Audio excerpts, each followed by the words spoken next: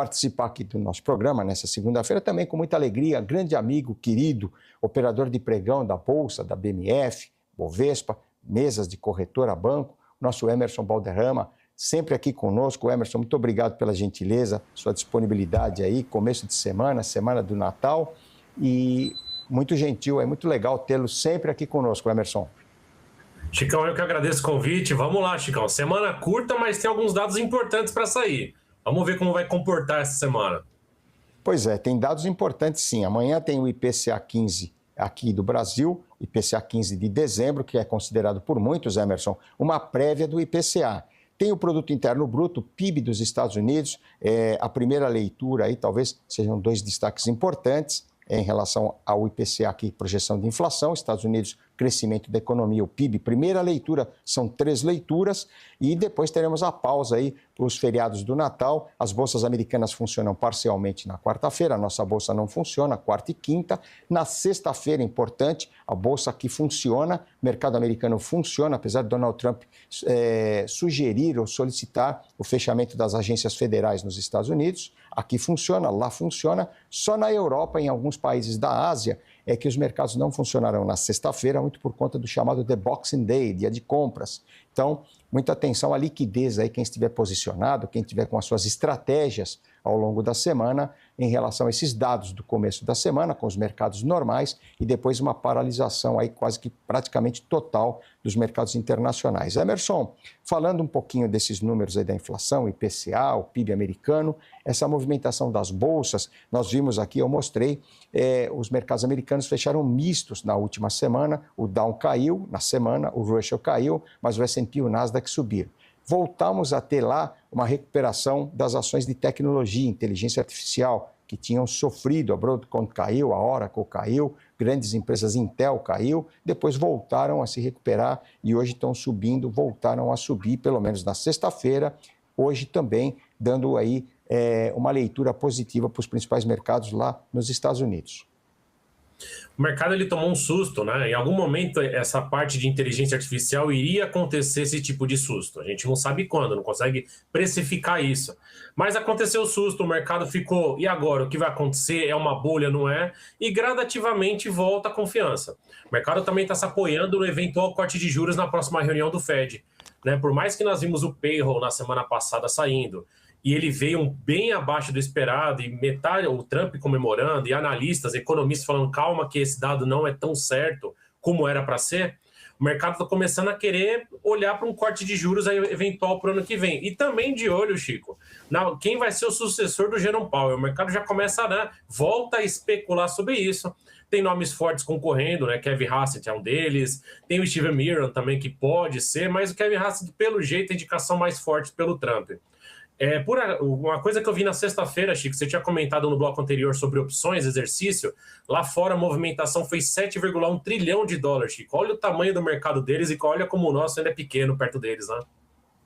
Pois é, eu comentei aqui que foi o quádruplo rating, nós tivemos o conhecimento quádruplo lá nos Estados Unidos, vencimento de opções, opções de índice, índice futuro e índices de ações. Isso é um vencimento que ocorre a cada 3 meses, é o chamado vencimento quádruplo, março, depois junho, setembro e dezembro. Portanto, de 3 em 3 meses, nós temos os vencimentos quádruplos lá, toda a terceira sexta-feira do mês. Isso, lógico, traz uma volatilidade muito grande, assim como aqui também o exercício do índice, o exercício de opções sobre o Ibovespa, o exercício das opções também, mensal, temos o exercício semanal, mas de qualquer forma é lógico, as dimensões, os números lá do mercado americano são muito maiores, muito mais amplos, e por isso sempre essa leitura aí em relação a preocupação com os dados da economia dos Estados Unidos. Nós passamos aqui já algumas informações, a dirigente do Fed de Cleveland falando que na ótica dela, na leitura dela, não é mais momento, ou não seria agora mais um momento de cortar juros, esses 3 cortes de 0,25 já foram suficientes.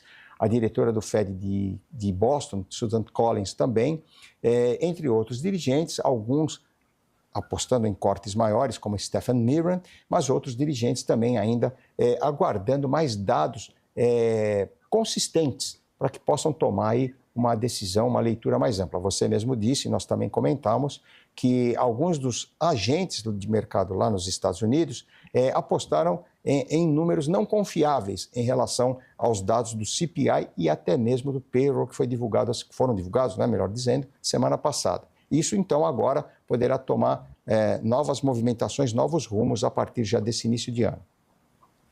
Lá fora, os dirigentes do Fed, Chico, tá dando a entender que, assim, quem é um potencial nome para substituir o Jerome Powell, ele vai voltar para cortar juros para ele ser o queridinho do Trump.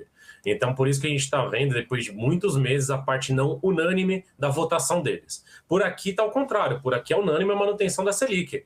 Na semana passada o mercado deu uma esfriada, nós vimos a curva de juros dando uma acentuada, né, subindo um pouco, porque a ata do Copom falou que pode manter juros por maior período, não tem problema nenhum. E o mercado já estava precificando janeiro ali um eventual corte. O mercado começa por aqui a olhar para março, algo nesse, né, intervalo janeiro a março.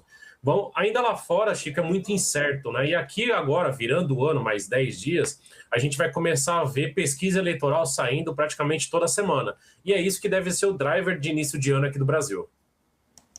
O Emerson acabou de sair agora há pouco, você deve ter acompanhado também o Boletim Focus, que veio aí melhor, alguns números melhores aí do que os dados anteriores. Por exemplo, o IPCA desse ano caiu de 4,36 para 4,33 e do ano que vem de 4,10 para 4,06. O câmbio segue praticamente inalterado, ali com pequenas oscilações em torno de 5,40, 5,50, mas o detalhe foi a alta, de novo, a correção para cima da Selic para o ano que vem, de 12,13% para 12,25%, permaneceu em 10,5% para 2027 e subiu de 9,5% para 9,75% em 2028. Como é que você vê esse movimento? Os juros estão abrindo aqui para baixo e já viraram, olha só, a curva de juros que abria como nós comentamos aqui agora há pouco, para baixo, com queda nos juros. Nesse momento, exceção ao 33 e ao 34, que estão estáveis, todos os outros contratos, os juros voltaram já a subir e o índice futuro já caiu um pouquinho abaixo ali dos 162 mil pontos, Emerson. O mercado, eu gosto do relatório Focus, o mercado inteiro acompanha ele, é bem importante, né, para as instituições que fazem esse ranking dele, do relatório Focus, mas eu estava acompanhando o relatório Focus de janeiro desse ano, Chico, só para a gente fazer uma comparação. O dólar ia fechar R$6. O dólar ia fechar R$6. Então, levar muito em consideração que o relatório Focus ele é importante, sim, mas ele é uma previsão de como vai ser o ano. E durante o ano a gente vê que muita coisa acontece, muita instabilidade. No meio do ano a gente viu o Lula falando que não pretendia concorrer novamente à reeleição. Agora ele já mudou a conversa. Nós vimos semana passada a Fernanda Haddad anunciando que vai sair da Fazenda. Então, o relatório Focus é um belo de um direcionador, mas ele não consegue cravar o que vai acontecer daqui 12 meses. Pois é, até porque nós temos muita volatilidade, muita movimentação no nosso mercado. Claro, os mercados internacionais também trazem toda essa leitura. E agora, como você disse, a grande expectativa nos parece que a partir já do começo do ano que vem, janeiro tem sido tradicionalmente um mês de alta para os mercados locais, mas a partir agora desse ano, desse janeiro, em função do crescimento aí das notícias do cenário político, eu acredito que nós tenhamos aí muita volatilidade, como você disse. Veja que a semana passada, por conta de uma pesquisa eleitoral antecipada que foi divulgada de segunda para terça, e você acompanhou também, a Bolsa caiu 2,40% por conta de expectativas dos números divulgados antecipadamente aí por esta pesquisa. Isso trouxe um viés negativo para a nossa Bolsa e essa leitura importante que você fez de um corte aí, uma alta, melhor dizendo, de quase meio ponto aí na curva de juros. O mercado ele vai continuar especulando isso e vamos falar, até segunda-feira da semana passada, o mercado queria saber se realmente qual é a posição do Flávio Bolsonaro. Nós vimos uma queda muito expressiva há 10, 15 dias atrás, foi 4% de queda da Bolsa, volume expressivo, né, financeiro. Na terça-feira, segunda para terça, vimos novamente, e o mercado vai começar, se for por essa linha, vai começar a se acomodar. E aí a pesquisa eleitoral vai depender muito como vai ser divulgada, né, Chico? Às vezes a intenção, a entrevista acaba sendo pequena, mas a divulgação é muito ampla. Então, é muita informação que vai sair. E, além disso, Chico, o cenário externo também está bem pesado, né? O Trump está fazendo muita pressão em cima da Venezuela para poder pressionar o Maduro. Maduro criou como se fosse um próprio Nobel da Paz e ele mesmo ganhou. Uma coisa um pouco diferente, né, Chico, que a gente está acostumado. Nós vimos também o primeiro ataque de um petroleiro russo, né? A Ucrânia atacando a Rússia. nós vimos também a morte de um general de alta patente, que ele foi uma das pessoas responsáveis pela invasão da Ucrânia. Então o mercado também está bem tenso sobre isso, e ainda por cima o Banco Central do Japão começou a falar que o iene está desvalorizando muito, ele pode começar a fazer intervenção de compra na moeda, algo que raramente a gente ouviu falar, Chico, e começa a ter essas novidades no mercado. Pois é, essa somatória, eu ia perguntar exatamente sobre isso, Emerson, nessa nossa conversa, na sequência desse nosso giro, sobre essa movimentação em relação aí aos Estados Unidos e à Venezuela, com toda essa situação aí de alta hoje, nós vimos aí, já falamos aqui, significativa dos mercados de metais preciosos, o ouro batendo recorde de preço, a prata batendo recorde de preço, o cobre batendo recorde de preço também, pontuação acima, muito próxima ali dos 12 mil dólares, a libra-peso em Londres, contrato de referência lá de 3 meses, outros metais como a platina e o paládio acompanhando, e o próprio petróleo também com 2% de alta aí em Nova York e Londres por conta dessa preocupação aí com essa situação envolvendo aí Estados Unidos e Venezuela. Além, claro, dessas duas situações importantes que você muito bem colocou. Essa notícia que vem da Rússia, do general, e também o ataque lá da Ucrânia, o petroleiro russo. O ouro e a prata subiram muito forte no ano. Hoje o ouro está subindo por volta de 1,30, mas no ano são 70%. A prata está subindo 2,30 hoje, mas praticamente 140% de alta, Chico.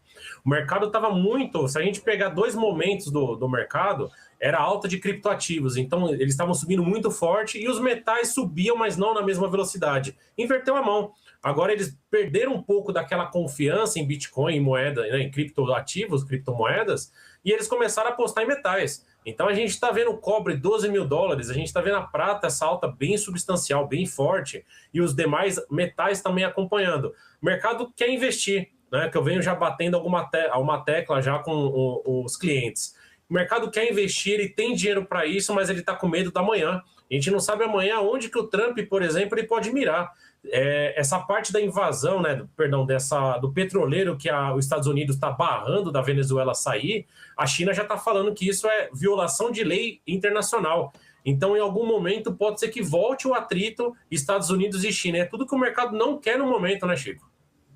O mercado não quer mais atrito. Nós temos aí várias situações que ficaram um pouquinho à margem essa semana, esses últimos dias. Tem esse problema da China com o Japão, trouxe aí muita volatilidade e depois a coisa parece que acalmou um pouco, ficou fora. Camboja e Tailândia, com vários ataques sucessivos lá na divisa dos países, também trouxe preocupação. Essas notícias, claro, da Rússia e da Ucrânia, uma hora existe a possibilidade de cessar fogo, acordo de paz, dali a pouco não há possibilidade, as conversas estão distantes.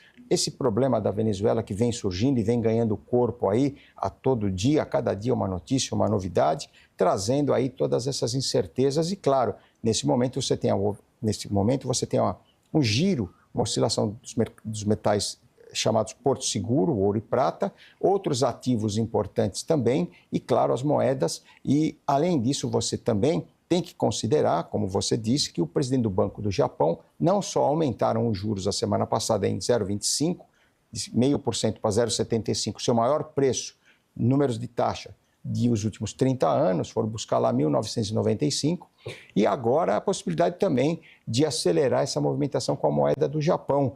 E, aliás, o iene já subia hoje 0,1, 0,2 a 157,4, 157,5 unidades de iene por dólar. O dólar cai e o iene sobe, tudo isso, um pano de fundo aí bastante importante, Emerson.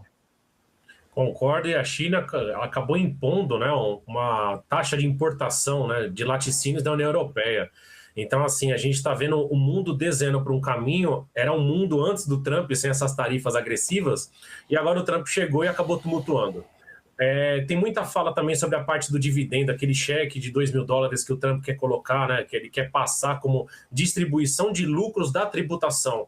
Isso daí também é algo que vai chamar bastante atenção, por causa que a Suprema Corte ainda não bateu o martelo se essas taxas todas que o Trump colocou, elas são legítimas ou não. Então o mercado está bem incerto. No mercado local aqui, eu acho que não tem outro driver, realmente a pesquisa eleitoral bem forte sobre isso, a não ser que a gente veja, um próximo ano, por exemplo, alguma coisa de perder a mão na parte fiscal novamente e arrecadação, alguma coisa nesse sentido. Vamos aguardar. Perfeito, Emerson. Só para terminar, então, queria que você falasse um pouquinho aí qual é a sua leitura em relação aqui ao nosso mercado, como é que você está vendo aí essa semana curta para a nossa bolsa, importante, os papéis aqui, Petro, Vale, se você quer citar aí alguma ação, algum ativo aí que você queira colocar aí nessa sua despedida, Emerson. Eu estava acompanhando bastante a parte de Eletrobras, a Axia, né, que mudou o nome. Ela teve uma queda bem interessante, mas não foi uma queda apenas por realização, e sim por possível bloqueio de dividendo. Aí é uma outra condição, mas é um papel que eu gosto de ter na carteira ele, Chico. Ainda tenho apostas via opção para o mercado brasileiro, né? Acabei desfazendo a parte de ações mesmo. Eu acho que esse finalzinho de ano aí nós já tivemos bastante volatilidade, e quem quiser especular, eu acho que já não é mais tanto o momento. Eu acho que tem que aguardar para um próximo ano. Perfeito, Emerson. E olha, só para completar a sua informação, esse exercício realizado nos Estados Unidos na última sexta-feira, nós falamos aqui o quádruplo Witting, cerca de 7,1 trilhões de dólares, foi um dos maiores da história já realizados lá em termos de volume, muito importante. E Emerson, muito obrigado pela gentileza, a participação, sempre muito atencioso conosco, aquele legítimo operador 99. Obrigado para você ter vindo acompanhando aqui o nosso programa, participado sempre aqui, atendendo as nossas chamadas, os nossos convites. Um bom Natal para você e, mais uma vez, muito obrigado pela sua atenção. Eu que agradeço, Chico. Feliz Natal para você e para todos os membros da BMC também. Obrigado pelo ano e a gente se encontra novamente, meu amigo. Forte abraço. Muito obrigado, Emerson Madeirão. Aliás, se você quiser rapidamente também aproveitar, deixar seu contato, Emerson, mas de qualquer forma, está registrado aí, você, por favor, pode deixar seu contato aí para nós também. Obrigado por ter lembrado. 3 minutos com Emerson Balderrama, Chico. Obrigado pelo convite novamente. Um abraço. Valeu. Valeu, vamos lá.